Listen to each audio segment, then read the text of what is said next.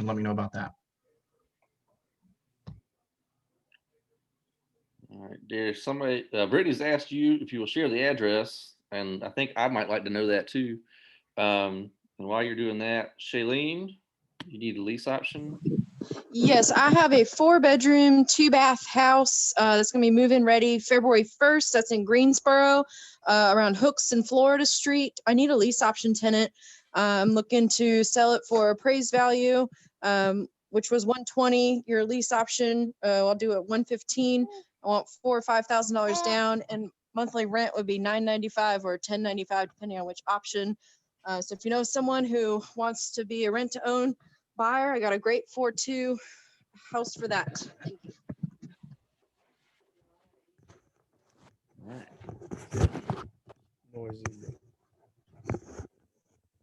Let's tell her. All right. Samira knows somebody, Shailene, so reach out to her. Anybody else? Not seeing anything. Oh, So- Shailene may want to tell us a little bit about her business. Oh, yes. Thank you. She came on late. Shailene, you want to tell us about Dean's business? Yes. Run? I was still stuck on the website, the 6:30 thing. But Quid Pro Quo Services is a sponsor member of the REIA. We're a general contractor. We're offering, your rehabs, your rental turnovers, your just general maintenance calls. We do everything for houses. One call does it all. One-stop shop kind of a deal. That's Quid Pro Quo Services. You can find us on Facebook. And if you need a contractor right now, just send me a message and I will get you the contact information for Dean. Thanks. And Shailene is also on the board. She is setting up our lunch meetings. So if you want to reach out to her and let her know what you'd like to hear at lunch, if you don't reach out to anybody else, she's the right person for that. All right. And I'm always looking for more things to buy. So if you are out there and you see an apartment or a mobile home park or anything that looks like money, but you can't deal with it yourself, please give me a call because I am desperately interested, like Micro. Send me your dirty jobs so that I can take care of them. All right.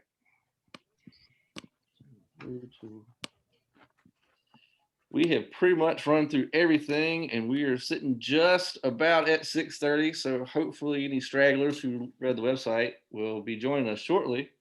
But we're going to be talking about deal structuring, hopefully big deals, because I like big deals. But if that's not really what you want to hear about, our speaker has graciously said she'll just make it up on the fly. She's an excellent person to talk to. Every time I get her on the phone, I end up talking for like an hour and it rambles and it's fantastic. So hopefully we get the same with that. Brittany, you've got Carolina Community Investments. Did I say that right? And you have a passion a little bit for taking care of the community. That was what we talked about the other day and trying to build affordable houses. So I think that's pretty cool. I want people to know about that about you. But otherwise, this is your show and you tell us what we want to know about you or what you want us to know about you and lead from there.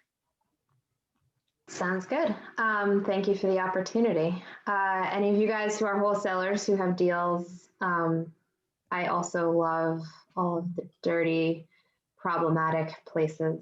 So I'm very disappointed that Darius, I don't go to West Virginia, unfortunately, but if not, I would have been very interested in it. So I've, over the course of about 10 years, I've done about 400 properties at this point, lots of them in the Triad. So I love the very hairy, complicated situations. But let me take a step back. So my name is Brittany Cousins. I am the owner and CEO of Carolina Community Investments, which is obviously a real estate investment firm.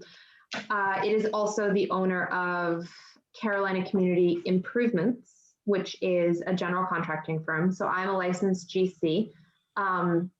We work for ourselves, so we're not outbidding jobs for anybody else or anything like that, but just sort of to help you understand the structure of the business. And then also Carolina Community Management, which is a management company. So we keep everything in-house. They are all technically me. but we have a great staff that we work with that manages all of the different aspects of the business. So I laughed when Preston asked me to give this talk, partially because in some ways I am the absolute wrong person to speak with if you would like an introduction to financing large real estate deals. Or perhaps an introduction is the right thing, but I was concerned. I was reviewing notes of deals that I've done over the past few years. I was concerned someone was going to say, well, you know, between Fannie and Freddie, if you can get this basis point reduction for this particular type of interest defeasance, and how would you handle this and how would you handle that? I am not the person that you should ask about things like that, frankly. I think, however, why Preston wanted me to come on and why I might be a good person to speak with in this venue is because I am going through perhaps some part of the curve of what a lot of the people who join this type of organization would go through. So I started my company 10 years ago. The first property that I purchased was in 2011 while I was living in New York City. So take a step back. My family's from the Northeast. My grandfather actually flipped houses on Long Island way back when they were, you know, nearly new houses at the time. I have an uncle who's in the Army Corps of Engineers. A lot of my family has been in and out of the construction business, so I have some degree of background. My mom used to buy me, you know, little hammer sets and things like that instead of dolls. So I felt very comfortable my entire life being around the construction business and construction trades. Moved to North Carolina in 1994, lived in different parts of the triangle. So Chapel Hill, Cary, Durham, live in Durham now. So I'm calling in from Durham. Went to college in Durham. So I'm a Duke fan. I apologize to any Carolina fans. But that was my path for a while. I majored in economics. I went to New York. I worked in the financial industry for a number of years. I hated it miserably. So my family is mostly still in New York, by the way. So I had a great community, but I am baffled why people will live in such small places for such a large amount of money. So did that for a while and said, I very distinctly did not want to be poor my entire life. So I had grown up in a single parent family, you know, didn't really have money. Family was very interested in real estate, but my mom specifically was an entrepreneur and her business never was extraordinarily successful. So she was never able to buy a house. So she was very dedicated to the idea of trying to, you know, get the opportunity to do so and never was able to. So the first house that I actually purchased in 2011 was a house for my mother. Purchased a condo, townhouse, I should say, in Apex. So this was right as the market was right in the middle of crashing, right? So if you think back to 2011, I purchased for $103,000 a townhouse that had originally sold for $112 a few years ago, or a few years prior to that when it was built. I paid $103, thought I was getting such a great deal. I went through what at the time I thought was the most invasive possible process of getting a mortgage, and I got a second home mortgage, which means it was designated as vacation property, technically. Went through all the trouble, got it, it was done, it was great. And then a month later, across the street in the same complex, a house went under foreclosure, and I ended up teaming up with one of my coworkers in New York. He put up all of the money, I did all of the work, purchased it for $82,500. They were identical properties. The only difference between the two was the fact that one had been foreclosed, the hot water heater was not working, and the person who had lost his house had punched a hole in the wall, which means that when appraisers were coming through and inspectors were coming through, they were considering it a non-financeable house as a result of those very, very minor problems. Cost me, you know, $200 to get the property completely rent ready, got a $20,000 discount on the market value of the property. Sold both of them, by the way, incidentally, for I think 135 and 137, and one of them recently sold for 170. So, you know, the best time to buy real estate in North Carolina is somewhat yesterday, right? But there's some interesting stories to be had for sure. So from there, continued partnering with that same coworker. He was a managing director in my department. Ended up partnering on a number of smaller multifamily properties in Raleigh, and got to a point quickly where it needed to be financed. right? And this is sort of the initial introduction that I had to how difficult it is to finance real estate, as some of you may or may not be experiencing. So the first time I spoke with a bank, I should say. I had a partner who had, literally a multi-million-dollar net worth. I had a property that made sense. It was well under market. It was rented. Everything was stable. Everything was great.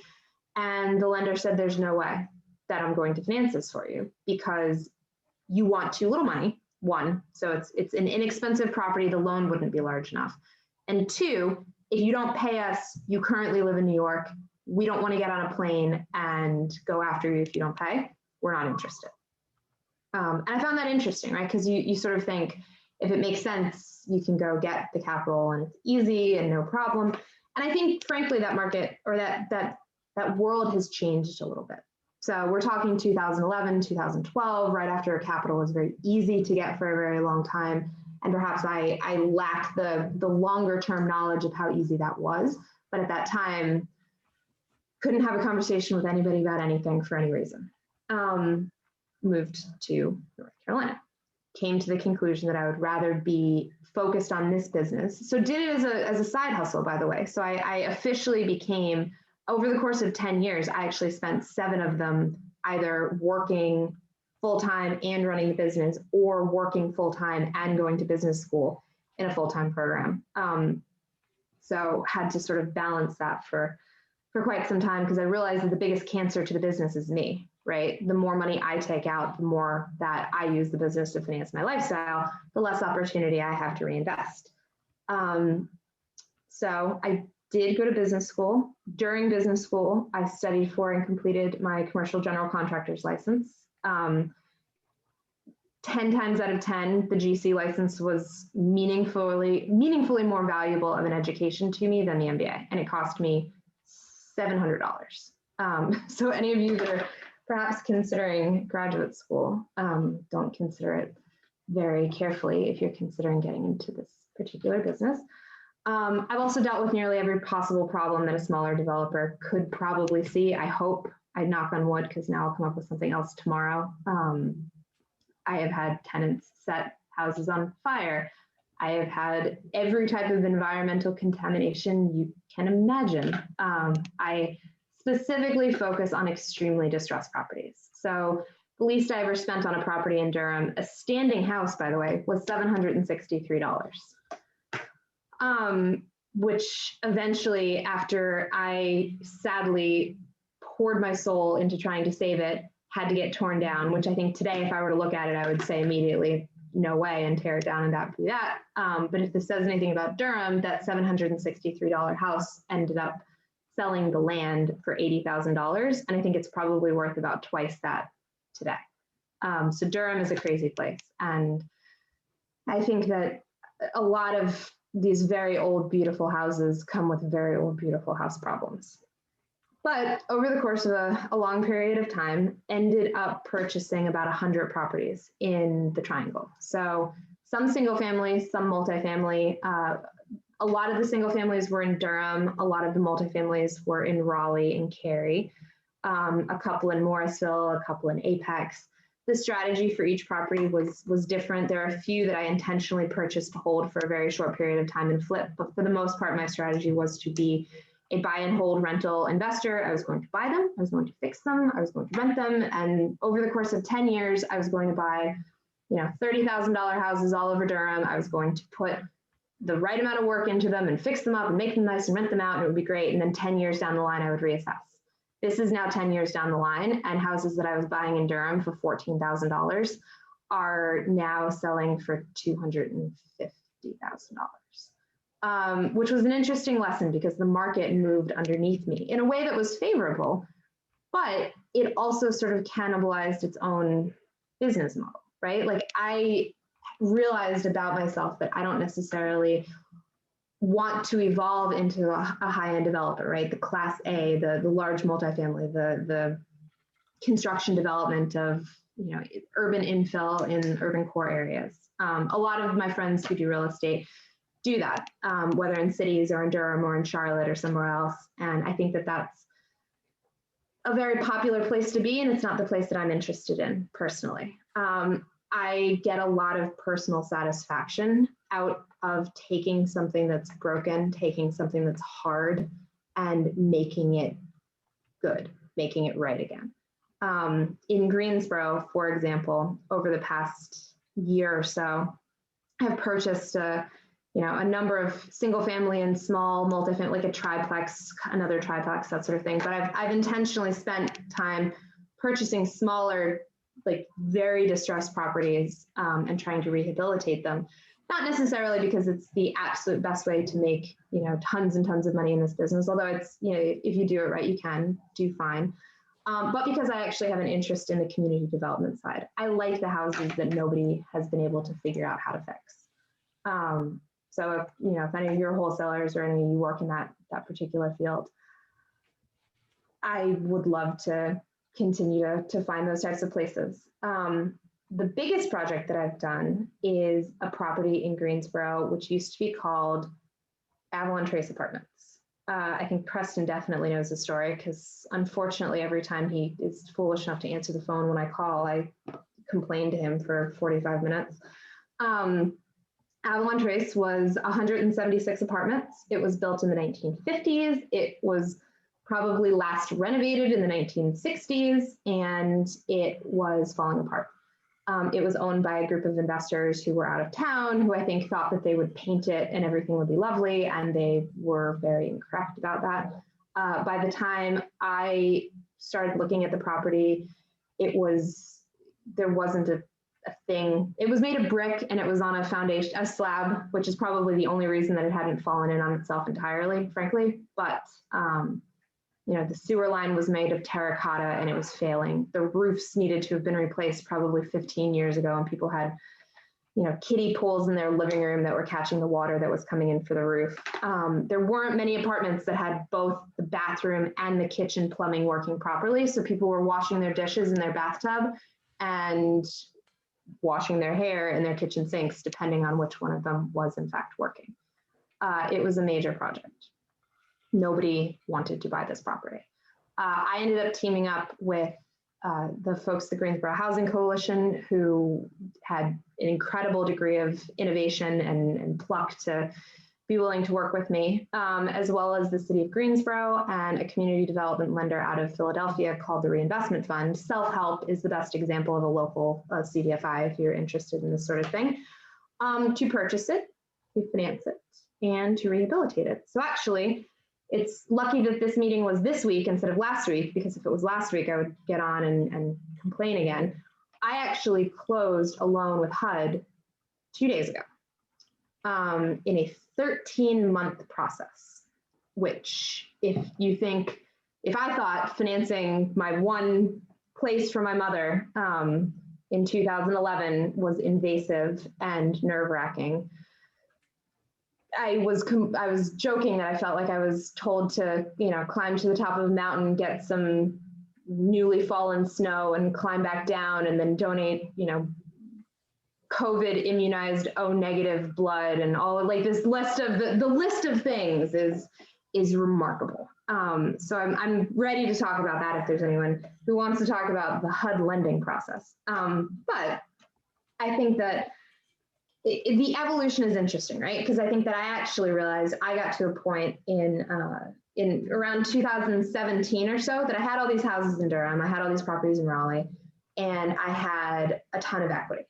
I was probably at that point 35% leverage because I found capital to be a very difficult conversation. I think the world has changed a little bit. I think a lot of you are probably like, what is she talking about? That's, I get emails from 15 people a day that are sort of in like questionable English sometimes from some guy at gmail.com.net.edu that wants to lend me lots of money. And I bet a lot of you get the same, frankly. If you post on Facebook or anywhere else, you'll get these emails. I'm a little concerned that capital is getting too easy to get in some senses, but maybe I'm wrong about that. Preston and I argued about that a couple of days ago. Have you actually asked them to give you money to see if they would? I don't need it. I don't want, I certainly, I don't need I don't trust it. I don't think it's worth it. I think they're going to want my like social security number and my bank account. Oh, I agree. You said it was easy, and I still, while they're offering, I'm not sure how much they're offering. That's why I was asking, so I didn't know if you had taken No, it. the answer is I haven't done it, which the point that I'm making there, I guess, is that it might be easier than I think it is now. Either one, for people in an earlier stage of the business, or two, I have found it easier just because 10 years later, I can finally convince someone I know what I'm doing. But I think that the most interesting part of the process, frankly, was the beginning, where every bank I spoke with, every lender I spoke with, just to put it in perspective, like I'm 35 now. I was 25 going on 26 years old and calling from an office in New York, talking about I wanted to get into real estate development. Banks had no interest in having a conversation with me about that. Oh, and by the way, I want to buy $30,000 houses and I want to fix them. I want to do $30,000, $40,000 worth of work to those houses. And it's going to be great. And I'm going to make so much money and this is going to be wonderful. And what could go wrong? And there's not a bank in the world that had the slightest interest in that conversation. Even, by the way, many banks weren't interested when I had a partner signed on who had all the money in the world. My partner, who originally funded the business, he owns violins that are worth more than 10 of the houses that we bought. It was, I frankly think, to some degree, and it's privilege, right, that I had that opportunity, but I think that it was more of a hobby for him to help, be a mentor than it was actually an investment, which is a tricky thing. And I don't want to diminish the fact that that was a really important part of the business. I think that there are a lot of people out there looking to, partner and find good deals and good opportunities, but there's certainly a fortuitous element of that type of opportunity. Now, I can say, by the way, I quintupled his money over the course of 3 years, honestly. He actually took the money out on a margin account from his stock, or margin loan and from his stock portfolio or something like that. So his total cost for the entire 3-year period of time in interest, because he had a very low margin rate from some bank, I think it cost him less than $1,000 to make a number in the 7 figures. So everyone wins, I suppose. And this is a business that sort of story can be true, but that is a story that actually happened. Still a good friend to this day, speak regularly, all of that. And he doesn't invest with me anymore, but certainly an incredible opportunity at the time. Also, beyond that, however, I started probably 4 or 5 years in getting hard money loans, which I'm sure if anyone doesn't know what a hard money loan or doesn't know some of the details of a hard money loan, please say so in the chat. But in a nutshell, expensive, short-term, you can get the money, but you might not want it once you have it, once you realize what some of the terms are. Again, worked out because a lot of the houses that I purchased in Durham went up substantially in value. I would like to think that it would have worked anyway, but I am humble enough to say that the education in rehabilitation is an important thing to really know, right? So like the first time I learned what knob and tube wiring was, which is when they put live wires through porcelain tubes in the walls of houses, was when I found out that I had a house that had knob and tube wiring in it. The first time I learned what creosote was when I had a creosote deck, lead and asbestos and are real things. So a lot of these $30,000 houses, come with, if you're going to do it properly, which you should, because eventually you will, Preston said, we're not giving legal advice, I'm not a lawyer, but you don't get away with this stuff. So I try to make an effort to make sure that you stay on the right side of what the regulations say. And abatement is expensive. Repairs are expensive. Unexpected repairs are expensive. So for what that's worth, that's sort of a diversion a little bit. Then I got to the point in 2017 and 2018, really, 17 really, that I was buying a house a week. I had the cash flow coming in. I had the assets from the business. Everything was great. But Durham's market started to move. So I had an alert for a long time of houses for sale, $100,000 and less, $50,000 and less. When I first set up the alert, there were 50 of each type, right? So 50 houses for sale under $50,000, an additional between 50 and 100. Any house under $100,000 in Durham today, there's something meaningfully wrong with it. The land is $100,000 in most of the parts of Durham, which you don't realize the privilege of that, right? Like there's a house 2 doors down from a house that I didn't buy 8 years ago for $16,000 because at closing I found out there was a $4,000 lien against the property. And I was like, well, it's not worth 20, so I guess I'm not going to buy this one. And 2 doors down, the house just sold for $240,000, like an 800 square foot house, which is tricky. I don't think necessarily the same thing is going to happen in the Triad, just as an aside, but was at the point in Durham that I was easily finding $20,000 houses, $30,000 houses. Well, now they're $50,000 houses. Well, now they're $60,000 houses. Now they're $90,000 houses. And I still wanted to be in the rental business. I still today don't really want to be in the house flipping business. It's not my skill set. And it's not the sort of direction that I largely find myself heading, which then means, you know, you can't be in Durham. And I'm thinking to myself, okay, well, what's my next move? I can, you know, continue in a professional career that is not this side hobby that I found that I love, that I find very interesting. I could do it in a different location. I could do it in a different type of business. You know, what will I do? Oh, and by the way, I still can't find financing. So I think a couple of the comments I can see where other people evidently still have this problem. I'm not trying it. So like, I'm not saying I have a very easy time with capital because I still don't really go to finance that type of property. But I'd always described it as sort of this uncanny valley where like you can go to a bank and get an investment house, perhaps, if you have all the financials, you have a stable W-2 income, you have all the sort of bells and whistles put together. And you might be able to get, you know, 1, 2, 4, maybe 10, depending on certain banks, investment properties. But then once you get past that level and you're trying to get into commercial lending, you might have a very hard time with it.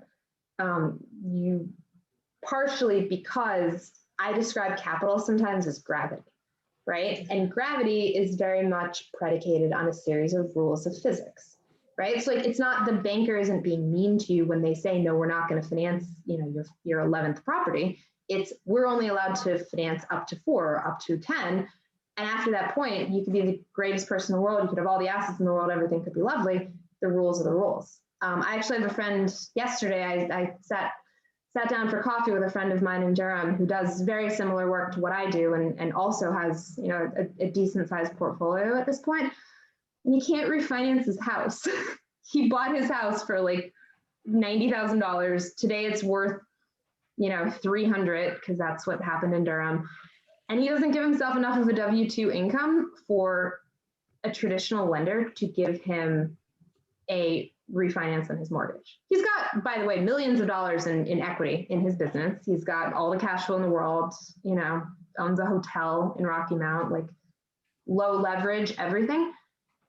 Can't finance his own home. So he's just living in a house that doesn't have a mortgage because he can't get a mortgage on it. I was the same, by the way. I tried to refinance. I had student loans 2 years ago that I tried to refinance, and I didn't have enough of a W-2 income. And because of owning a bunch of properties that I do a lot of work to, I have negative income. And I couldn't have a conversation with anybody about refinancing so much as a student loan, which I was paying, obviously, because I had, you know, somewhere I was getting money. I wasn't actually making negative XYZ amount of money every year, but the lending rules are complicated in that sense. And I very much appreciate the difficulty, right? Because I think that a lot of people would buy as much as they could and do as much as they could if they had access to that debt. So the way that I solved that problem was counterintuitive in a way, but maybe not. The more money you borrow, the easier it is to borrow it. That was an incredibly important thing for me to realize in conjunction with this business, that if you go to a bank and you say, hi, I want to buy a $35,000 house, I want to finance, half of it, and I'm going to do repairs, and these are the financials, and this is what it's going to look like, they're not going to be interested. I actually at one point had in Durham a portfolio of 54 homes under contract for $35,000 a piece. A large property landlord was trying to sell out of all of their properties in a particular neighborhood. I had it under contract, $35,000. Every one of them was rented for, $350 to $400 a month. Most of them didn't have heat, that type of property. Couldn't find a bank to save my life who would finance it for me. Had the assets, had everything, fine. Not interested because of the type of assets. Those houses are worth $150,000 a piece today. 5 years later, 4 years later, whatever. I wouldn't with all the respect in the world, I wouldn't be in the Triad. I would have been in Durham dealing with that had that worked. And that was a really important lesson, because I actually had that portfolio under contract for the better part of probably 4 or 5 months, going from lender to lender to lender, thinking there's no way that this is not possible. There's no way that these lenders do not realize that today, these $35,000 houses, I could turn around and sell them for $60,000 the moment that I close by just breaking up the portfolio. And lenders did not care. They had no interest. Also relevant to that is the difference between lending on single family, I should say, and lending on multifamily. So again, once you get to that sort of threshold into which you have to step into the commercial realm, I describe it as sort of an uncanny valley, right? Which is you get to that certain level, and then you have this whole in-between period of time that's really difficult until you can get back to the point that you're getting larger commercial type loans. There are challenges with that, however. So the biggest challenge to a degree is you sort of have to have the money to get the money, right? I was struggling to buy these 54 houses. Everything made complete sense. I could get my head completely around the financials. It would have been a great deal. Couldn't finance it. No way. But then I realized that getting to a certain level would completely change the conversation. So I said to myself, if this is where I'm going, this is where I have to go, because I can't buy single family homes in Durham anymore. They're just not there on an individual basis. And I should add, by the way, as a landlord, I am interested in community development. I'm interested in the community impact of the work that I do, which means that I don't think I could if I wanted to anymore, but at the time, I didn't want to be the person that was buying occupied $40,000 houses, telling the tenant, tough luck, you have 30 days, and flipping that house.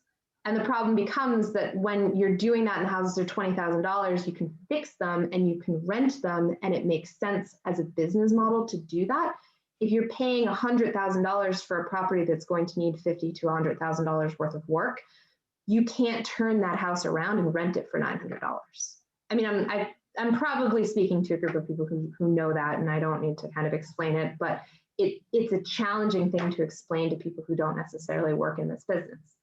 I was finding myself with a lot of houses that it made amazing sense to rent for $600, $700, $800 a month and make the necessary repairs, make sure that people had heat, their roofs weren't leaking, their plumbing did work. If you call us for a repair, we would send someone licensed and qualified and professional to fix it.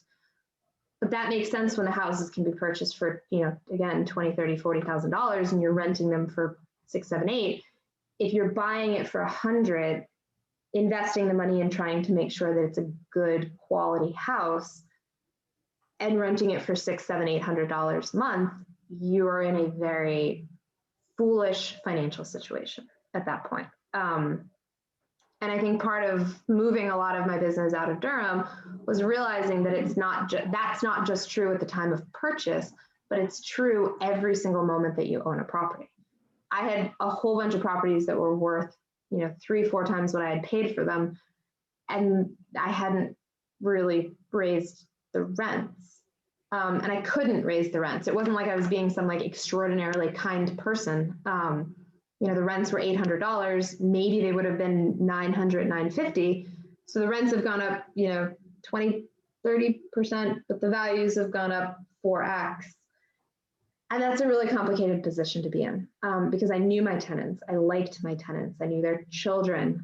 Maybe this was a mistake for me at that time, but I was managing the properties myself to a very large degree, which means that I knew far too much and I had far too much emotional involvement, which then gets into a tricky position when you are not raising rent and you have people who are not paying on time and that sort of thing. And this, you know, that's a complicated position to be in. I'm sure if you do it long enough, if you don't find yourself in that position with a tenant, and maybe I don't know if all of you are interested in, you know, affordable rental properties.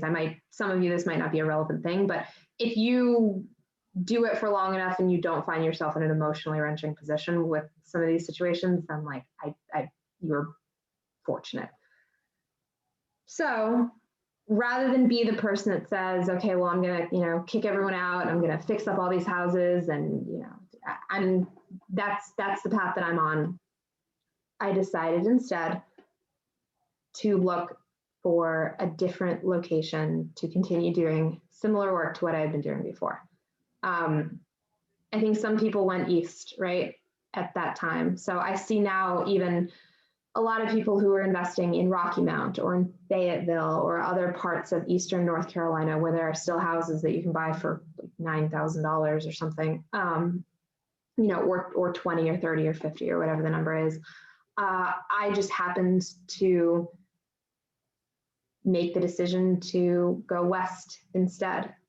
Partially as a completely separate conversation. I think that flood maps are completely wrong and everything in Eastern North Carolina is at risk of flooding, and I don't want to invest in places that I think might flood.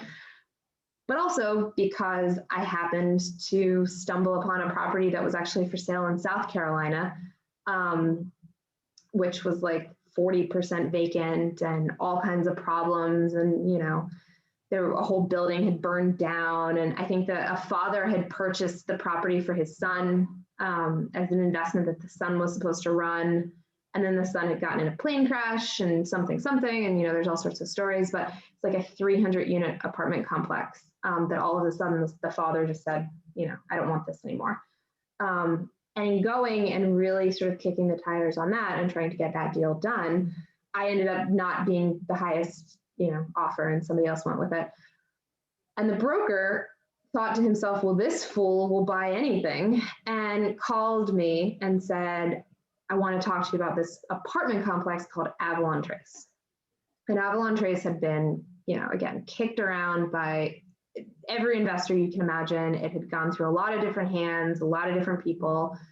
Average rent when I took over was $397 a month, but it was half vacant. And again, I don't know that you deserve to be charging $397.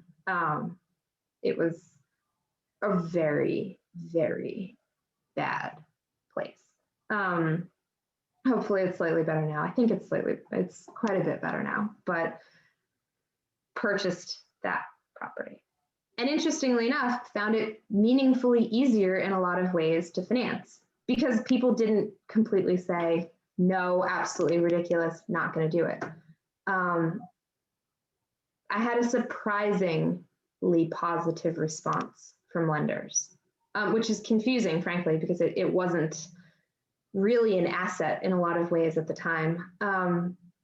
But I had, in particular, from an interest rate standpoint, the best offers for financing coming from a coalition of sort of community and investment-minded professionals. So when a bank lends you money, it doesn't matter how kind the bank is, how kind their mission might be, they need to make sure they're going to get paid back. So working with like a self-help or working with a reinvestment fund, or there's many CDFIs, they just sort of tend to have territories, not by design, but by default. Frankly, they kind of like to work in their own backyard, which is why a lot of this work gets done by self-help in this area. But charge interest. Their interest is frankly higher than a lot of the traditional banks that you might work with.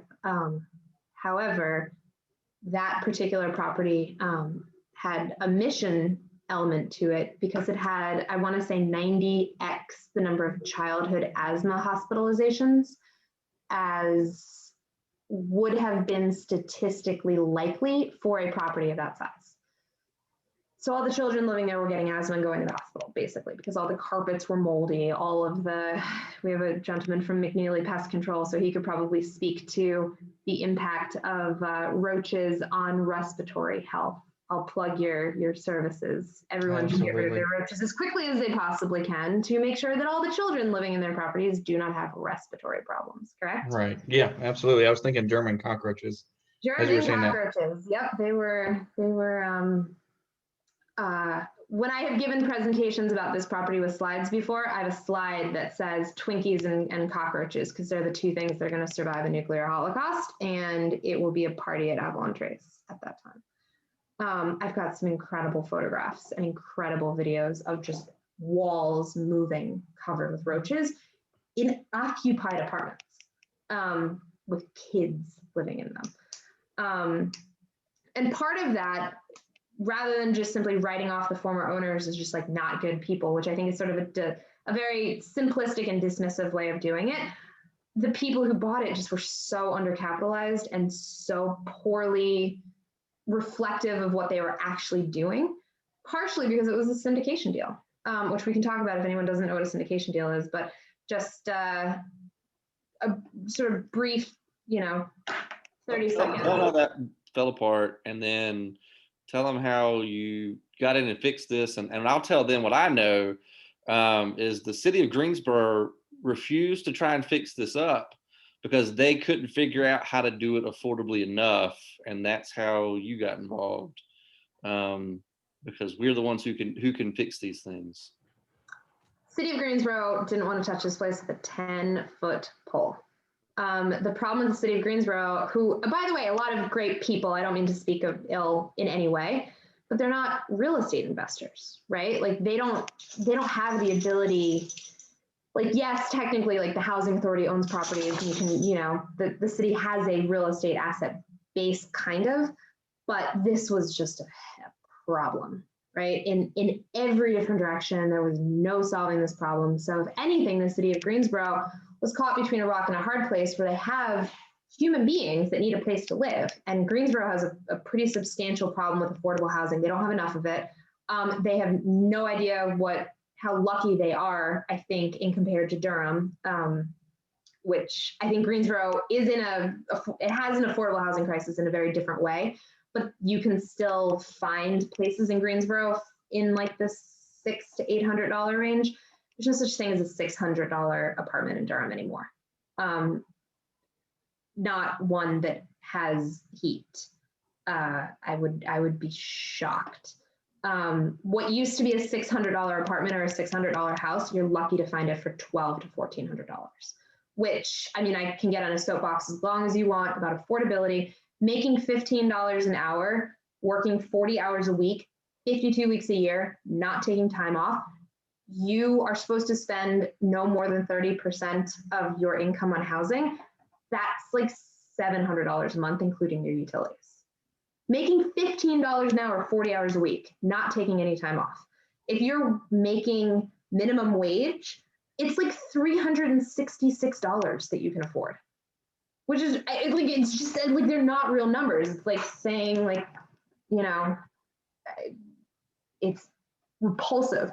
And I don't even, like, my soapbox, by the way, doesn't necessarily say, well, we should just raise the minimum wage and everything would be great. Like, no, I'm an economist. I understand that, inflation is a problem. And if the minimum wage goes up, prices go up. And, oh, by the way, if you have to pay X amount of money, you might have 20% fewer staff. And like, it's such a complicated problem. And I do never want to have to be a politician to be the one who has to solve it.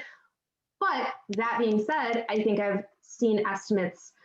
Greensboro has like tens, if not six figures of human beings who can't begin to afford the places that they're living in.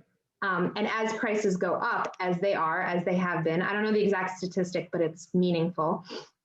And as the population of Greensboro continues to rise by something like 1 to 3% a year, partially why we're all here, right? Because all the values of these properties are going up because demand is there, and we all see the potential for that demand. The number of large real estate firms out of New York and New Jersey and Philadelphia, which call me, 6 times a day asking if I would sell my property to them, see the demand, see the opportunity, which is interesting, right? It puts us in a good place, but I at least like to be very reflective of the community impact of the stuff, of what that means. So yes, Preston, the city of Greensboro didn't want the property at all, because for them to go in and deal with a lot of these problems would have cost them so much money.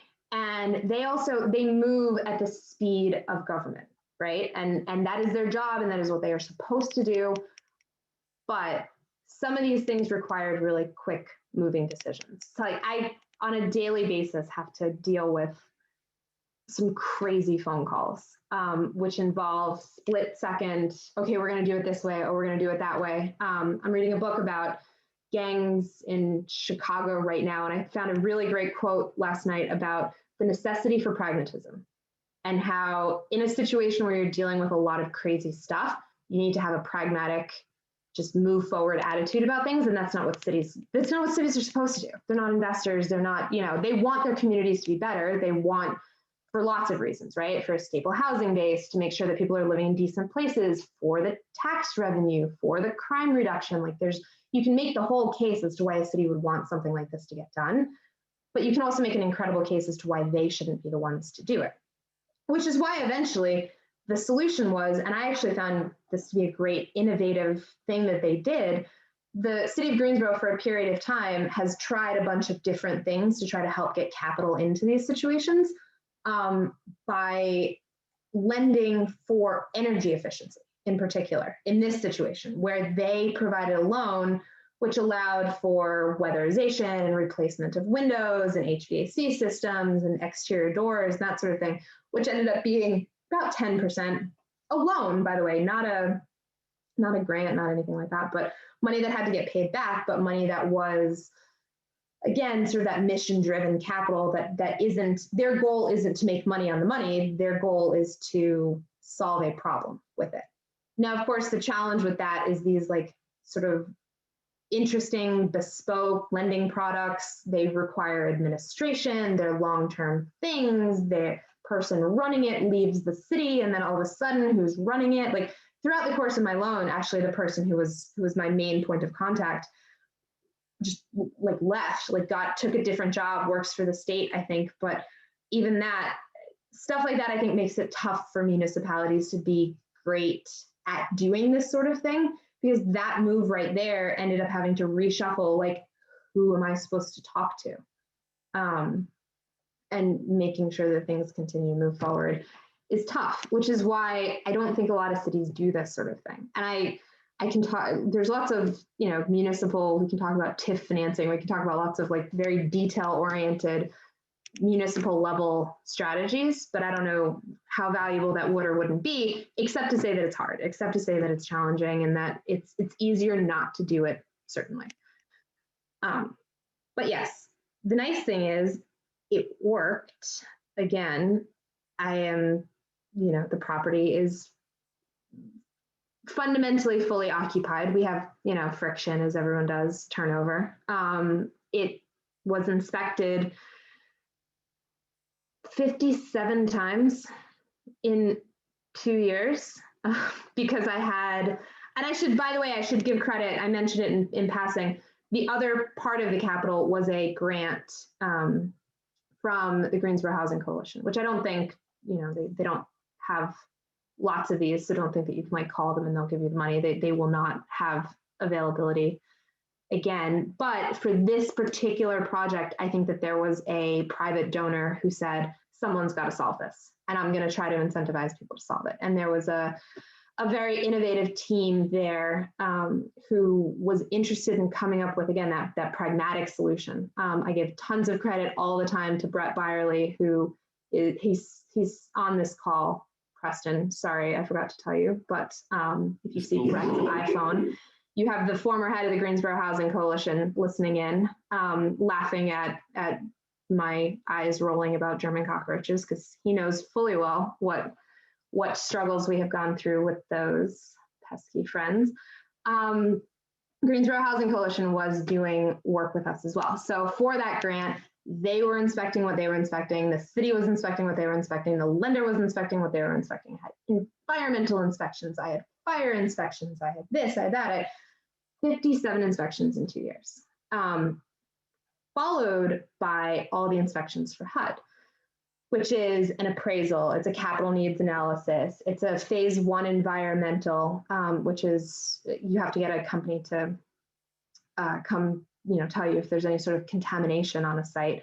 Then a phase 2 environmental, if there is contamination, to figure out exactly the nature of that contamination, because the property was in a low-income community for a number of years and located adjacent to a trash incinerator, which was burning arsenic.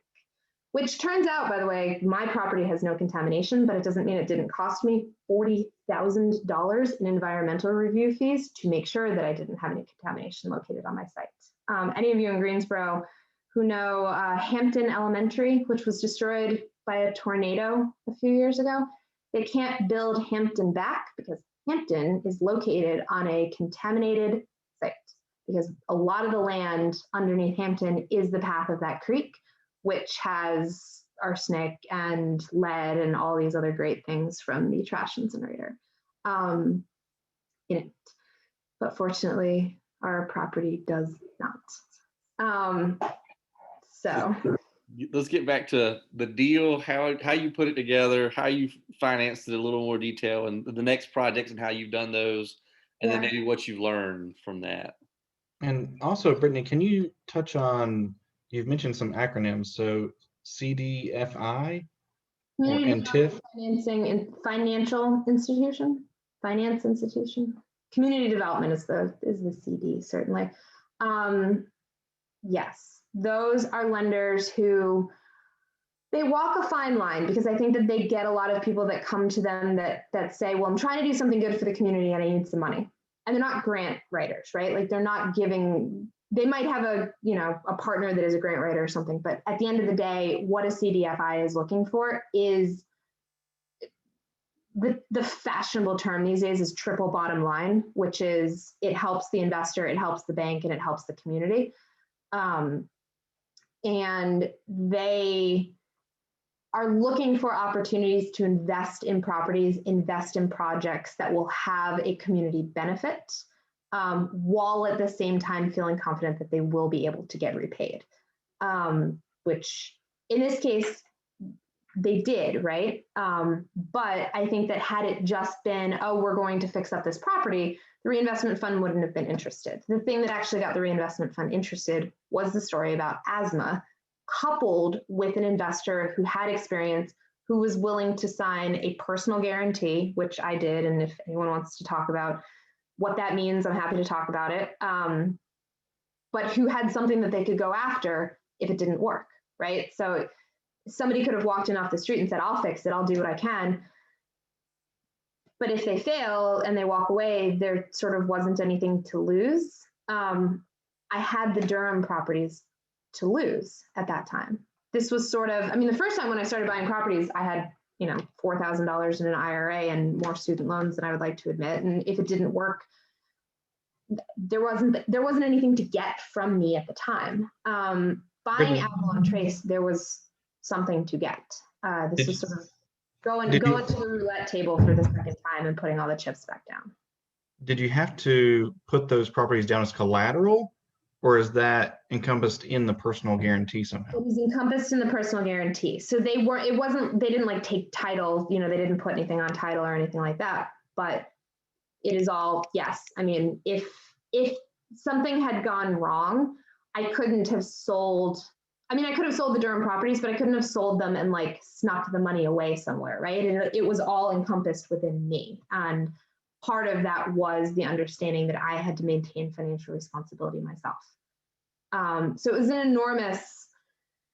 it was a leap, certainly. It was a leap of faith. And I everyone celebrates the people that it works for, right? I think 3 years after buying it, I am more humble than anybody can ever be about the fact that there was plenty of opportunities for this not to work. I'm sorry, Brett is chiming in. Reinvestment was working with Robert Wood Johnson Foundation seeking to invest in projects that would produce health improvements in mid-sized cities in 50 states, right? So yes, it was technically called the Invest Health Project. They were working in Spokane, Washington, a bunch of other places that had similar ideas. I think this is actually the only project of its kind specifically though, because a lot of the investments that they made in other locations were more, again, sort of like the grant type of investments, which is good. But of course, the value of this type of thing is the reinvestment fund. I'll share details. They lent me $4 million, right? Which was not in any way the whole cost of the project, but it was a sizable percentage of it. And they got it back on Tuesday. So they're lending it to somebody else to do something else similar to this. And they don't lend money to just real estate investors to do real estate investment projects.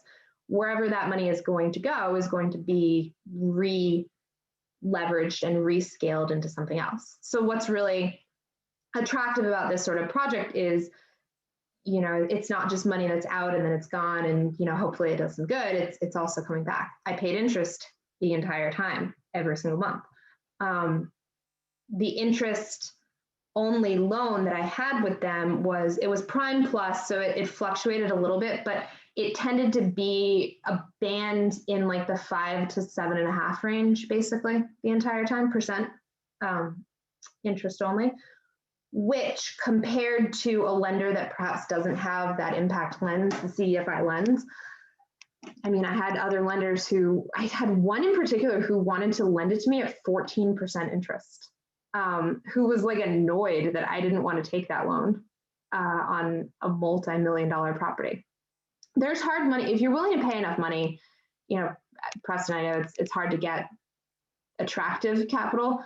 There are people who are willing to lend you money at some amount of interest and roll those dice. I have met and been offered those loans. You know, they're foolish, I think, or they work sometimes, and that's great, but they worked for me a couple of times, not 16 or anything. I've had a couple of hard money, like 12% type loans that I've gotten into and out of, but I would be hard pressed to do that again, frankly. Preston, I saw you went off mute for a second. Did you have something? Yeah, no, Samara asked how you found the fund, and I think that's what I'm asking for you is, how did put the picture of the lending together, and I guess now talk about your refinance out with HUD, which I know is delightful. So how did the whole picture come together for you? How did you not just luck into this, but how did you put it together for them? So I had a relationship with Self-Help already. So Self-Help was on the table as they were sort of the backup investor had reinvestment not been the one, because I knew that it would require, again, that sort of third piece, right? And to be perfectly honest with you, in doing diligence and doing background research on the property, if you look, there's dozens of articles that have been written about how horrible the place was. And a common theme in a lot of those articles was one particular person who kept getting interviewed saying, this place is horrible and this is unconscionable and how are we allowing this, trying to put that pressure on. And that person's on this call, right? So Brett, who was the head of the Housing Coalition at the time, was making his name really easy to find all over the internet, talking about what a scummy place this was and how horrible the owners were. And so I'm doing my diligence, right? So I call the guy and I say, hi, I have Avalon Trace under contract. And you seem to know the property well. And I think that I surprised him because frankly, at the time, you know, Preston, the city couldn't do it, but there was a whole constellation of people trying to figure this problem out. So there was nonprofits and, you know, not really, there were a couple for-profit investors, not for-profit, who were looking at it, but who just didn't want to take on the risk, didn't want to take on the headache. And then there were a couple of nonprofits, community development groups in Greensboro who were looking to do it.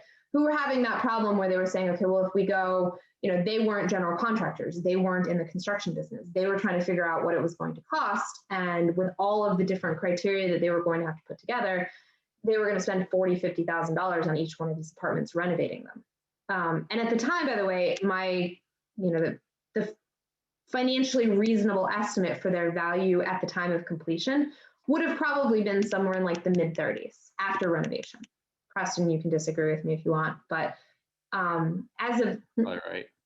Yeah, I mean, today they're worth more than that, but you can't really bank on the future in situations like that. So if you're saying, all right, at stabilization, this place is 100% occupied, you got the rent coming in, there's no major problems, the market will believe this place. I think the number I was using was 36,000.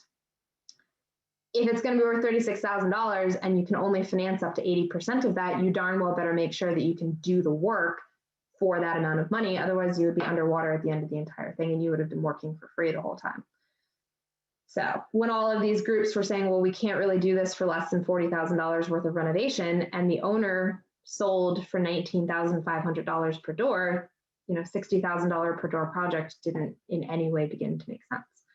But so at the time that I called Brett, I think he was very surprised because there was a group that was trying to put together their own, you know, way to figure out how to solve the problem. And nonprofits, of course, their goal is not real estate investment. Their goal is not making money. Their goal is to help the community. So they were trying to take the problem from a different direction, which is how do I find the money to solve this community issue? A lot of the people living at the property at the time were, again, families with children. Those children were sick, demonstrably sick. There were really horrible photos that, you know, people's toilets would get clogged and it would spill out all over one of the bedrooms and it would just be there. Like the owners wouldn't fix it. So then there would be these big puddles of toilet water all over the floor in occupied apartments. When I came to inspect, the owner forgot to tell people that I was coming and handed me a box of smoke detector batteries and said, go pretend like you work for the management company. Just put smoke detector batteries in the smoke detectors. And in the 40 apartments that I inspected that day, I found one functioning smoke detector.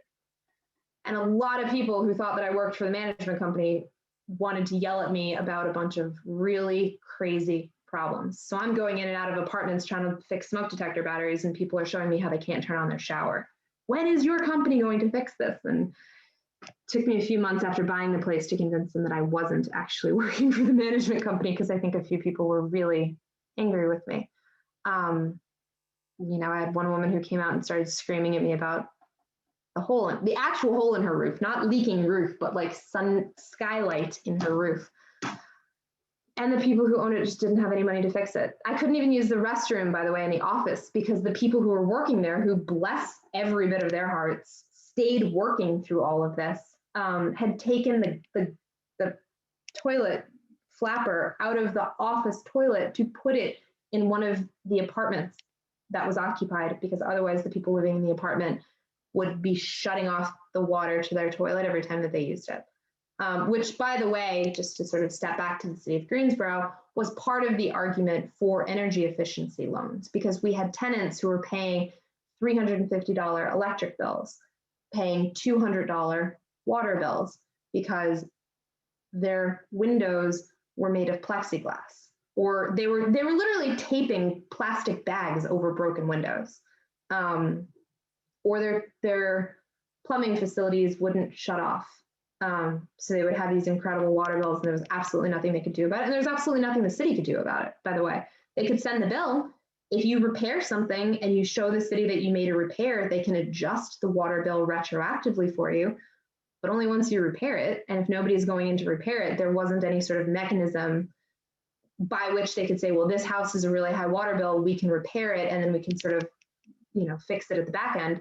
That sort of thing doesn't exist. The constellation of organizations that do that sort of thing in Greensboro is sorely underfunded and under-resourced for the work that needs to be done. So that's that. I should add, by the way, just as an aside, I keep track of energy and water utilization at the property. It has gone down by probably about 60%. which I don't know if that makes Duke happy or unhappy with me. Probably happy, but all of the bills have gone down. So we have from $397 a month average rent, we are now in the low 600s, which still makes us one of the most affordable places in Greensboro. But on average, tenants have saved that much or more on their utility expenses, which is just an interesting way of looking at it. And we have the asthma data back. And I believe that we reduced childhood asthma hospitalizations at the property to a level that would be statistically normal for the population as a whole, which is one of the I'm like most proud of that in all of the things that I've done in my life, is the fact that that number is like exactly what it should be for the entire rest of the community, which is cool. So that is the financing of that. The financing with HUD is a much different process, of course, because HUD, the biggest challenge with HUD is it's going to take you forever. And if you're trying to buy a place with HUD, I don't know a lot of people who are going to let you be under contract for 13 months, the way that it took me to get my property refinanced. I think most sellers would say, no, thank you. Or they would have somebody who could come and just pay cash and it wouldn't matter. Now, the step below HUD in complexity is Fannie Mae and Freddie Mac, who also do interesting lending products. I have a loan with Fannie right now. Generally, they tend to be a 10-year balloon, 20-year amortization. Their rates are a little bit higher than HUD. Like my loan with HUD is at 2.4%, by the way. I should say 35-year fixed 2.4% loan, which is great. But you have to be able to get it, and you have to be able to get through all the compliance and all the paperwork and the headaches. And maybe my 57 inspections prepared me for HUD to come, because HUD ended up doing, there were probably 8 or 9 rounds of inspections and questionnaires and things like that with HUD that I was only prepared for because of the level of rigor that came from the prior round. So Fannie Mae and Freddie Mac, slightly less complex. The biggest challenge with those lenders, which makes them tough for a lot of people to approach, is asset requirements. So for example, when I was speaking with them about refinancing cottage a couple years earlier, so at a lower value, the thing that would have been an impediment at the time is that I would have needed to have at a minimum 300,000 and really probably closer to 700,000 free liquid cash, which, just giving all y'all my business, I did not have that amount of money sitting in a checking account. It was going into the property. So it was a little bit of a catch-22, where it's easy to get the debt if you have the capital. If you don't have the capital, it's very challenging to get the debt in order to build assets that actually make it possible for you to have the capital. So when I had done a Fannie Mae loan a few years ago, the way that I worked around that was, I guess it's not really syndication at that point, but I had a partner, right? And I had one person who had a high net worth and more traditional liquidity, stocks and bonds and that sort of thing, that because it was a partnership, I had the assets, I had the expertise, but I didn't have the liquidity. My partner had the liquidity, and we worked it out to make that deal work that way. I think there's people probably on this call that are thinking, yeah, that would be great, and that might be the step that they are looking to take. I think that there are certainly people out there who are looking for that type of opportunity. You have to vet them sometimes. Like I have had people approach me who wanted to partner on things that I it's attractive, but you have to be careful. But that is the way that you sort of get to that point if you want to start getting into smaller multifamily or commercial deals. Now, I think Brian asked right at the beginning, he wanted to talk about structuring deals for commercial, which obviously Fannie and Freddie and HUD are not terribly interested in commercial deals specifically, unless I think HUD does a lot of stuff with like medical in particular. So I don't know, we can get into if you want to ask or give details, I can get into the weeds a little bit on that to some degree. But I actually have found, again, that if you can go through banks, if you have the capital for the equity that's required to be in the deal, it's a lot more straightforward. It's a lot easier to be able to just say, here's the cap rate, it's a triple net lease, which means you have a tenant, the tenant is paying all of the taxes, the insurance and whatever, and the tenant has their own credit profile and their, larger entity. much easier for banks to get their heads around that than around multifamily or single family. I actually at this point have a couple commercial properties. And again, the experience of like you send in, 10 pages worth of information and you get 1 or 2 questions and it's loan approved, no problem, versus these incredibly profitable, obvious deals in single family or multifamily that a lot of lenders just can't begin to fathom how it could possibly make sense as a lending opportunity. I suppressed when you asked about current deals, future deals. I've actually partnered with a larger investor out of Charlotte who does mostly Class A. So I'm purchasing properties in conjunction with that group. That way, rather than going through sort of the bridge process, working with them specifically on a few deals. Part of that is an interest, the sort of double lens of both real estate investment and community development. I think community development has the potential to sound quite fluffy, depending on what you're doing. And people think, oh, well, you can't make money doing that or anything like that. Because I like to specifically target and find interesting that type of opportunity. There are a lot of interesting community development implications to that. So like I find really interesting hairy estate situations or compliance situations or code situations, or that those sort of problems are actually the ones that I go looking for, partially because I, for some reason, find that kind of thing fun. So I don't think of it as work when I'm solving those problems. And in comparison to a lot of people who find those problems like stressful and frustrating, I think there's a value to that because I think it's cool to solve that kind of problem. I think Avalon Trace had been a problem for 20 years. And it had been one of the worst properties in Greensboro forever and ever. And even now, the number of people who stop by and say, wow, my mom lived here, or I lived here as a kid, or my grandmother lived here. This place is really different. I find that rewarding. And make no bones about it, this is a business. The business makes money. I have employees. I am responsible to those employees. And that has to come first, because if it doesn't, then nothing works. But if you can do it in a way that's also beneficial to your community, I think that there's some cool synergies to be found there. So I will stop. I just sort of stream of consciousness spoke for a long time, hoping that I would pique people's interest. Perhaps I've tuned a lot of people out because this is not the business that they're specifically looking to be in, but I have taken the entire roller coaster in a lot of different directions. So if anyone has questions about either this or other things in different versions of the marketplace, I'm happy to try to share my expertise. I'll ask, so for the Fannie lenders, how did you find them? Because I know a lot of guys have looked for these things and trying to figure out where to go and do that. What were you doing to find them? Or did you just... Any lenders? Yes. Oh, there's a very short list of approved brokers for them. I mean, it's like Wells Fargo, BB&T, Arbor. I don't think that there's 20 of them.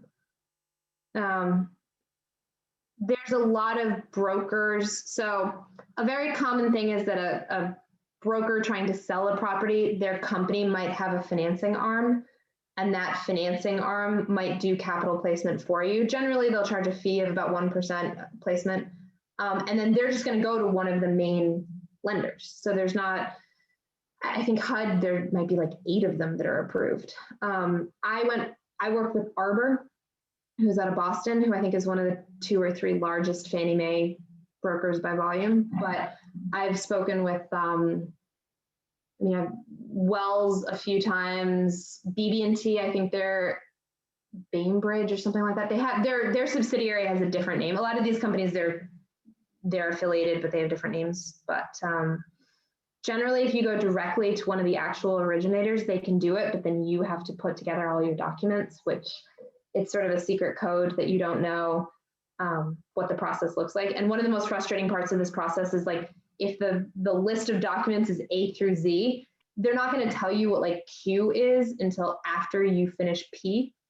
And then, so like, you can't you have no visibility. If you don't have any visibility into the process, it's very difficult, which means you really want to pay. It's worth paying the broker, because the broker is going to be the lending broker, not the sales broker, because the broker is going to be able to actually, to some degree, help you through it. Never as well as you want, frankly, but they will be able to say, here's the documents, here's the list, here's the form, here's how you fill it out. All of these government loans have like the 972 FLP-8 or whatever, there's like 70 forms that need to be filled out. And if you work with someone who's already done it, then you're going to have a much more successful time. Thank you. But it's, if you can find them, I mean, there's not, it's a very short list, Preston. It's just, they're all like little. I said, put in the time and figured it out, which is what you do very well. For me, at least the issue was just the assets, like the liquid assets. For better or for worse, I've been all in on this business for a long time. I am now finally, I feel like, making somewhat more grown-up diversification choices.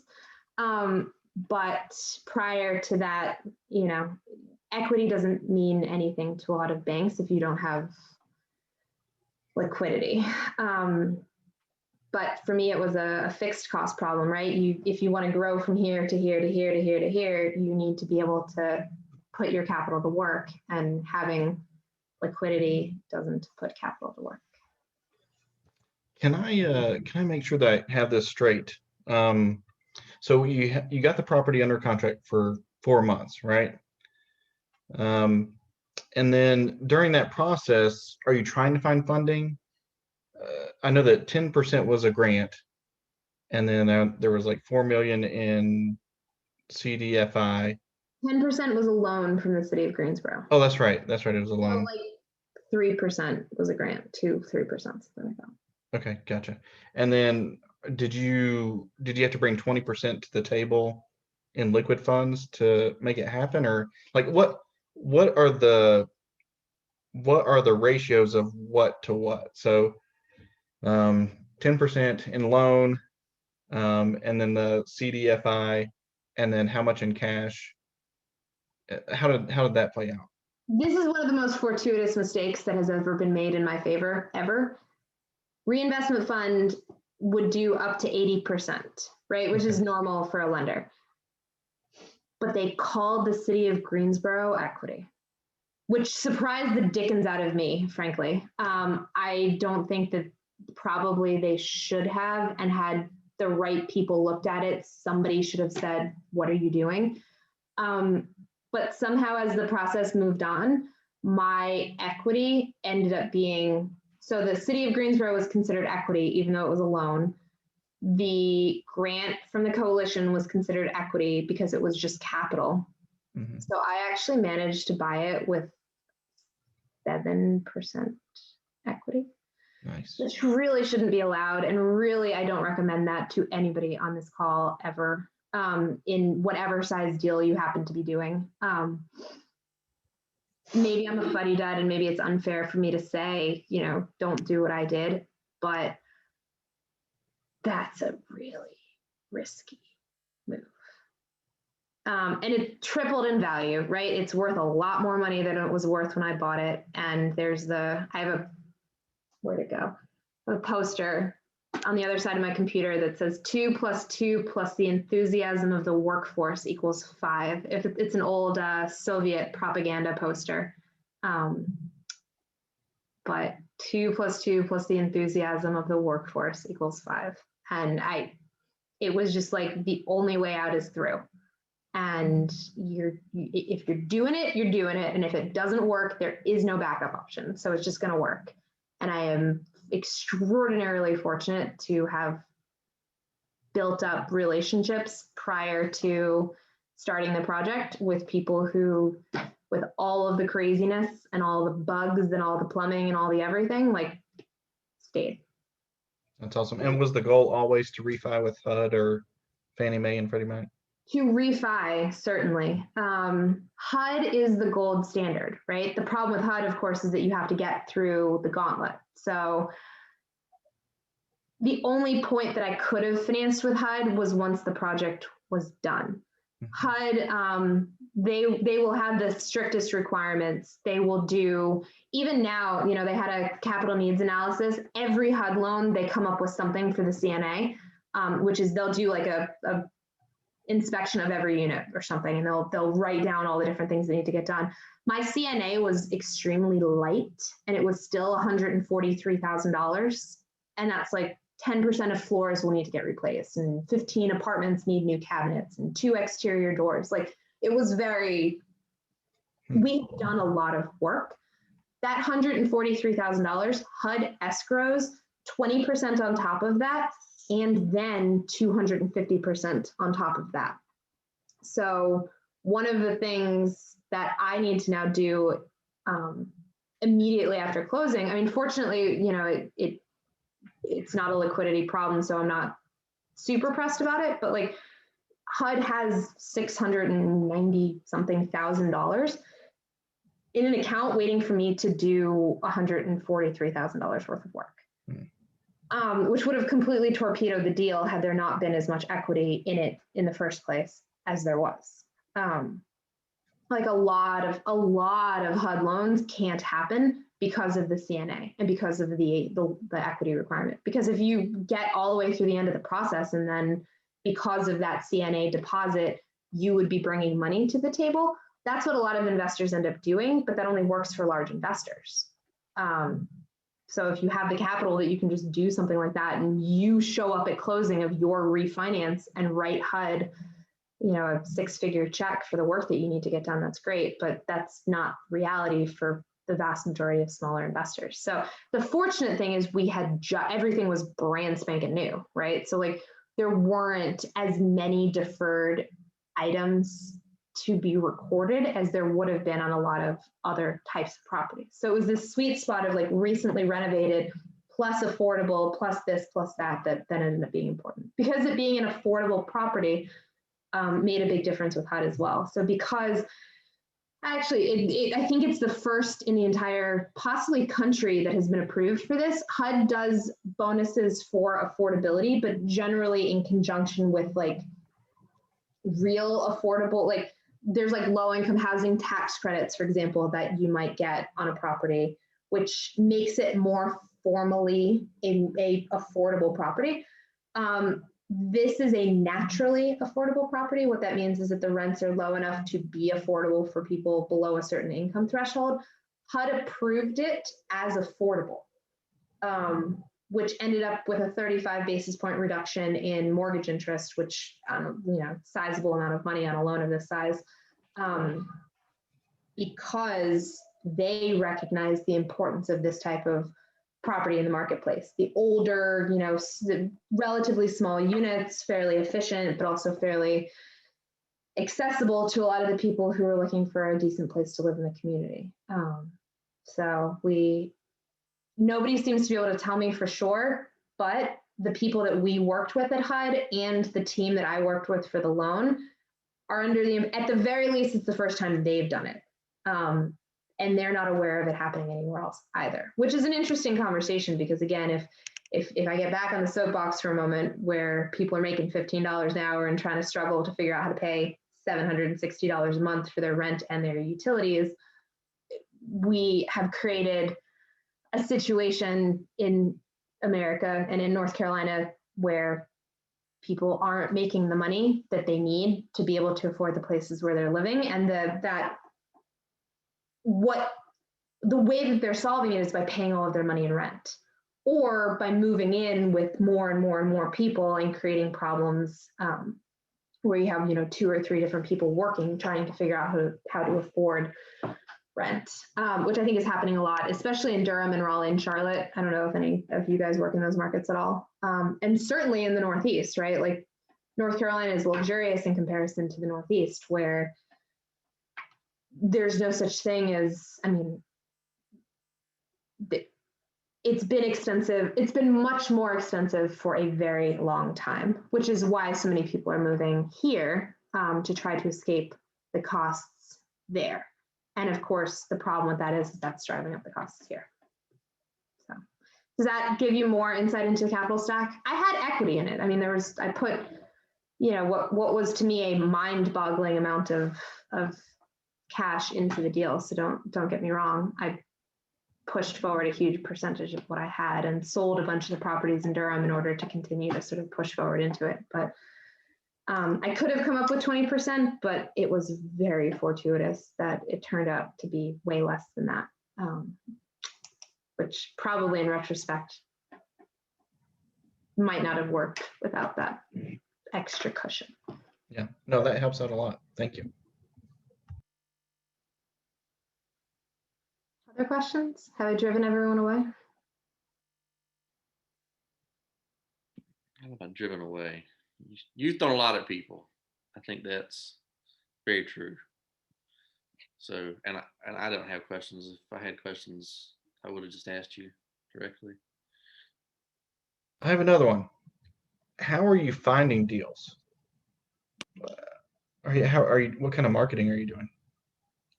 I don't market. I work with wholesalers. I love wholesalers. I've got a handful of wholesalers that I love working with. Different deals for different situations. I can kind of wax poetic about like the future of the business a little bit. For smaller distressed single families, I think everyone's looking in the same places, right? The stuff that comes on the market is fine sometimes. Most of the best opportunities are off market, so there's a relationship piece of that.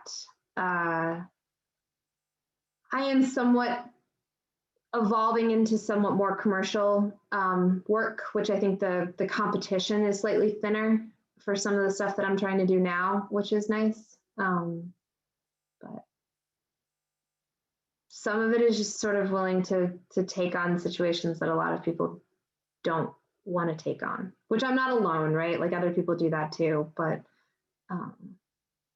there's plenty for everyone if you're trying to do. I worry. I think I struggle to answer your question a little bit is because I worry that the competition in certain parts of the market has gotten hotter than it should be. I think that people are overpaying for a lot of stuff. I think people don't understand what it costs to do a lot of this work, or certainly to do a lot of this work well. And I think that the response there to some degree is like, if doing it well is above the budget that you originally set for yourself, you can either adjust your budget or you cannot do it well. I think a lot of people, some people do it one way, some people do it the other way, but the number of houses that I buy where people are heating their house with their stoves, it's a huge, huge percentage. I'm buying one next week with like who seems to be a nice lady who pays her rent who hasn't had heat in 2 years. And that's just like unacceptable for me and for our company and for the people that we work with. But I joke with one of the contractors that I work with closely. They call it the personal problem. Oh, you don't have heat? No, that sounds like a personal problem. Oh, you have bed bugs? That sounds like a personal problem. That's disgusting. I saw a house one time that a landlord had given a woman a piece of plywood to go over a rotten spot in her floor that like moved around if she moved it, and it was like a 20-foot drop into the crawl space. And you move the piece of plywood and there was just a hole in the floor. And you walk into her bathroom and you step in the bathtub and it sinks down 2 inches. She was like, I shower at my sister's house. Like I can't shower in this house. Landlord knew about it. Sounds like a personal problem. And some landlords, by the way, are in a bad spot. It's not like they have, thousands of dollars to fix all these problems and they're just not doing it because they are off, living their best lives. Like a lot of the people that own these houses get into bad situations, or they've owned them forever and they didn't necessarily mean to be landlords. Like I'm, preaching to the choir, I think, in this group. Everyone on this call knows that. But there's a lot of people heating their houses with their stoves in Greensboro and praying that their landlord doesn't raise their rent. I had people at Avalon, I had multiple people at Avalon say, please, ma'am, I don't need anything. Could you just not fix my house? I would rather keep paying $350 a month, $400 a month in rent. Don't worry about me. I'm not cold. Which is the problem with me, right? Because that's not the business that I run. So you're going to have heat. You're going to have a roof that works. You're going to have a toilet that works. You're going to, if you get bed bugs, we're calling McNeely. We called McNeely today because we have bed bugs in one of our apartments. But we're also not going to charge, $400 a month rent. And I mean, we're charging $600 to $650. We're not Durham. We're not charging $1,200 a month to the point that nobody could stay. Actually, I feel good about the fact that we have a lot of residents that did stay, and we have a few residents we have one woman who's lived there since 1978, for example. So we're sort of artificially below market. We grandfather in, I should say, people who've been there for a long enough period of time, we grandfather in their rent. So not everybody is paying as much as our market rate. And that's just a choice that I stand by and feel good about. But I don't know, do you have any properties that you'd like to wholesale? I'm in the market. That doesn't completely answer your question, but the answer that some people would give you is, well, they go to the bad part of High Point, right? If you want to buy a cheap place, there's plenty of places in Rocky Mount. They rent for $250 a month, and you're darn well not putting heat in them. And again, I want my family to be able to see the places that I own. I never want to be on the news for something that I've done to somebody because I said, no, I don't want to pay for that, which I think that that's the solution for a lot of affordable housing, or that is what has become the solution for a lot of affordable housing, is the catchphrase, or the term is de-amenitized, workforce housing, de-amenitized natural affordability. In some cases, it can be these reasonably well-maintained properties that don't have a lot of bells and whistles. Like, we don't have dishwashers, for example. We have, it's still, they're 650 square feet apartments, but you darn well are going to have heat.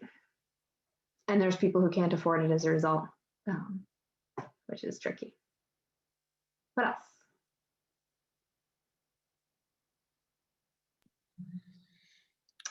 I'm going to Darius ask. wants us to come to West Virginia, by the way. The problem, Darius, in West Virginia is we're playing musical chairs, right? So the thing that works in Greensboro, the thing that worked in Durham, the thing that works in a lot of places is that it's musical chairs and the chairs are going away. Places where the chairs are just staying, or there's more chairs and fewer people playing a game, that's what gets really complicated. That's why a place like Detroit, for example, is such a difficult conversation, or a lot of places in the Northeast, or even I've looked at, urban Baltimore. I find this stuff interesting, right? So I've gone to Baltimore saying, well, maybe I could invest here, and what would that look like, and run some of the numbers. I've spent a remarkable amount of time in Memphis, Tennessee, which is a lovely place. And by the way, where you can still definitely buy $9,000 houses, but Memphis is a place that doesn't grow. It stays the same size, which means that if you have a bunch of distressed houses and a population base that isn't going to get any larger, or heaven forbid shrink like a place like Detroit would, a thing about Greensboro, a thing about a lot of North Carolina is if you build it, they will come, right? If you have a decent place at a decent price, you're going to have some decent people who want to live there. That doesn't, in smaller communities, or in communities that are either not growing or shrinking, you just don't have that same power, which is important for me because if, to some degree, my tenants protect each other, right? The more of my tenants that don't pay rent, or the more of my properties that are vacant because I can't find a qualified tenant, the greater the burden of the cost of my business goes on to everybody else. Because I still have to pay the people who work for me, right? And I still have to pay for these people to have heat, and pay for these roofs to be replaced. And it takes away a great deal of the security of the business to not have the ability to really sort of optimize your rent and optimize your occupancy. So, Darius, that's the way to answer that question, unfortunately, because West Virginia is beautiful, but not enough people live in there. How you kind of touched on this a second ago. how are you underwriting this so that you are making a profit doing these affordable units? Short of the really fantastic financing that you ended up getting and everything else. Am I underwriting so I make a profit? Is that the question? Yes. It's just work, man. That's like the answer. Like my left hand and my right hand just wake up every morning and have a conversation with each other. The answer is every time someone calls me and they ask what I'm doing, I'm like, I am figuring out the freaking bookkeeping. I have a bookkeeper, by the way. Like I have, I am fortunate to now have a lot of people that I work with. A lot of the secret for a really long time was I was only hiring for the things that I physically couldn't do myself. So like I wasn't an electrician, so I didn't do electric, but I know how to operate a paintbrush, so I was painting. Not with Cottage, not Avalon. At that point, I had people that would help me, but a big part of the secret was just being really bootstrap about growing. I have not taken a paycheck. I've paid like basic living expenses, but like I don't really pay myself much at all. And I continue to reinvest to get to the point that it is now, as of 2 days ago, large enough that it is like a fully stable. I'm not a startup. I am not a new company. I'm like an existing company. But getting up that hill is very challenging because you have to be very, very, very mindful about costs. So again, I said I'm a licensed general contractor. That's a big piece of it. I own a management company. That's a big piece of it. That I'm not getting nickel and dimed by all of these third parties. The more technical way of putting it is, it is a pass-through. Everything is a pass-through entity that feeds the investment company. So the management company operates at zero profit. The construction company operates at zero profit. Each property operates at zero profit. And the investment company, therefore, redistributes the capital that comes from any one particular place into the other places as necessary. And then the biggest lever that I can pull is myself, that, if I would rather reinvest the money into growing the business, that I can. I wear nothing but Carolina Community Investments $6 long sleeve t-shirts. I have I drive a car with 106,000 miles on it. Like I haven't up until recently even conceptualized of like taking advantage of some of the sort of value that's been built out of the company, because I like reinvesting. I speak in the language of addiction, by the way. This is absolutely an addiction. I am now at least diversified a little bit better, but I found something that I love and that I find really fun. Having worked in the financial industry for 10 years and hating it, and like I think that there's a circle of hell that I might possibly be sent to, that I will have to reconcile like account statements. That is possibly the worst task that I can be asked to do in the world. I love this. Like I just really like it. So I wake up every morning wanting to do it. That's the secret, I think, at the end of the day. Very good. Thank you. You totally fill the time, and I appreciate that. And I think it's been very informative for everybody. Not seeing any new questions, so I think, unless you've got something else you just want to ramble on about that you're very passionate about, I think we'll let you go, and we appreciate you coming out. Oh, hold on. I do see one new message that showed up. Oh, and it was a thank you from Carrie. So I appreciate it. I really do. Thank you. Thank you very much. Thank you, Brittany. That was great. Hope it was helpful. Thank you. In any way tailored to what people actually wanted to hear. We seem to have a diverse group of people here, but I tend to find that if I just sort of talk, people pick up not what I'm actually attempting to impart, but somewhere in the middle, maybe it was helpful to somebody. I think you very clearly showed that you started from nothing and you built something up really great, and then you decided, kind of in my view, to destroy it all to go build something from scratch again, and you built it up really great, and it's working out, and it's a struggle, and that's what a lot of people need to realize, and it's and particularly the beginner guys. I have people call me and they say, this is real easy, I'm going to start wholesaling houses and do this, do that, but it builds from there. You got to do more than just that. And I laugh every time you say, you know, the no heat. Like every rental house I have, I would live in it. My wife might not, but that's, you know, I'd live there. And that's the way you kind of got to do it. And I see that in what you're doing. And they may not hear everything, but you're doing a fantastic job, and at least for the community. And I know you're doing it for yourself, even though you act like you're totally broken poor. You really can't be now, because I mean, think of all the places you could go live now. You own all those apartments. A Monday house and a Tuesday house and a Wednesday house. And yeah, I mean, my mom couldn't buy a house her whole life because she had a business and she never, it's like my friend who can't refinance his house now. Like if you don't have a W-2 income, you can't buy a house in America. They just don't let you. The rules are written, so you just can't.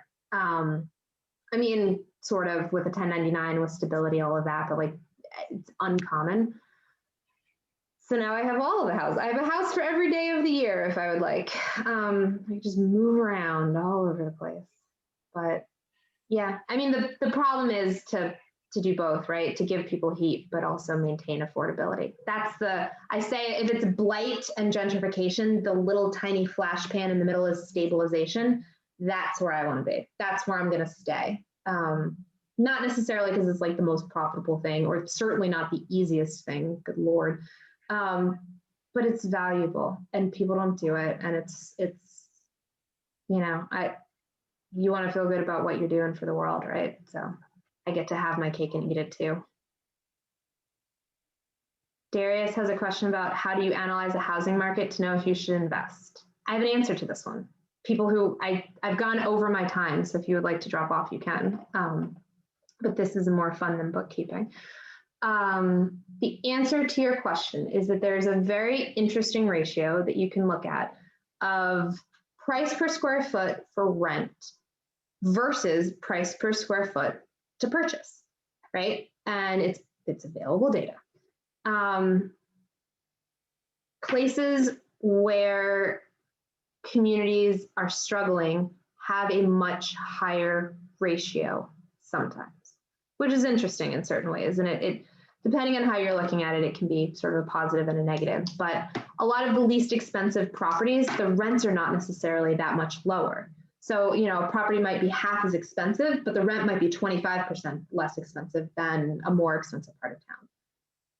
That's an interesting one to look at a little bit. There's a lot of places where properties are cheap, but rents are cheap, I should say. Like Rocky Mount is my favorite example. I don't understand why anyone would want to buy a $9,000 house and rent it for $250 a month. That just seems complicated to me. But there are certainly places that ratio is particularly attractive for the work. And the challenge, of course, becomes very much for the work, because the lower the rents, the cheaper the properties, the more problems that you're going to come up with. But there is sort of a happy medium, right? So if I'm talking about my houses in Durham that I was renting for $800 a month being worth $100,000, that's maybe not that attractive. I was, without actually realizing what I was doing, my rule of thumb was that I was getting 2% per month. So if it was a $40,000 investment, which would be purchase price plus renovation, I would be renting it for $800. So $40,000 house, $800, 2%, great. I hear people, I don't follow all of that like bigger pocket stuff, but I hear that a lot of people use something called a 1% rule, which is like $80,000 house, $800 rent. That's great if you can finance it. But so you can sort of you can look by zip code, you can look by census tract. There's all sorts of interesting data to find where that sweet spot is with that yield. And then the screen that you'd have to take back from there is, okay, but what's it going to take for me to actually be a landlord there? So even in Greensboro and you know, I kick around Rocky Mount a lot, and maybe it's not very nice of me, but like there's parts of Rocky Mount that your yield can be incredible, but you're going to fight for that yield.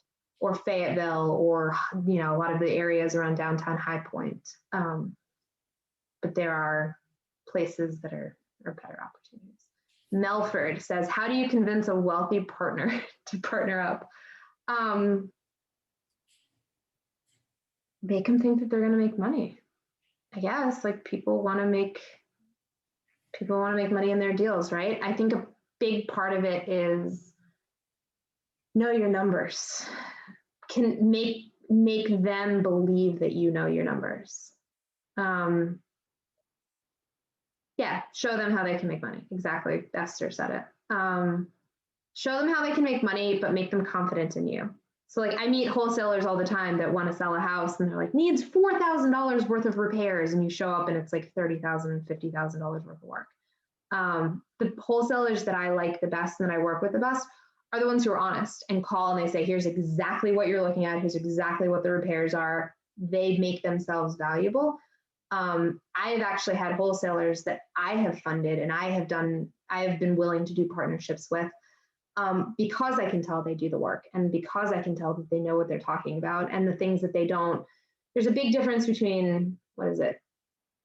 It's lack of knowledge and ignorance, I think are the two. If you're ignorant and you don't want to correct your ignorance, then like it's tough to really expect people to want to work with you. But if you lack knowledge and you work your way into your blind spots and try to figure out how to correct for those blind spots, like I didn't know what creosote was. I didn't know what lead paint was. Like I didn't knob and tube wiring, all that sort of stuff. But like I leaned into the stuff that I didn't know, which is why I'm now a general contractor, which is why I can speak, you know, with some degree of experience. A lot of wholesalers don't distinguish themselves in that way though. A lot of wholesalers just want to get something under contract, slap 10 grand on top of it, tell you it's $5,000 worth of work and sell it to you. And there's enough people out there who might be buying those deals that like maybe they shouldn't do any better than that. But for me, at least, especially like when I've given people equity, it's because I've got enough of a partnership and a relationship with them that I feel like they're going to do the work. And I frankly love situations like that.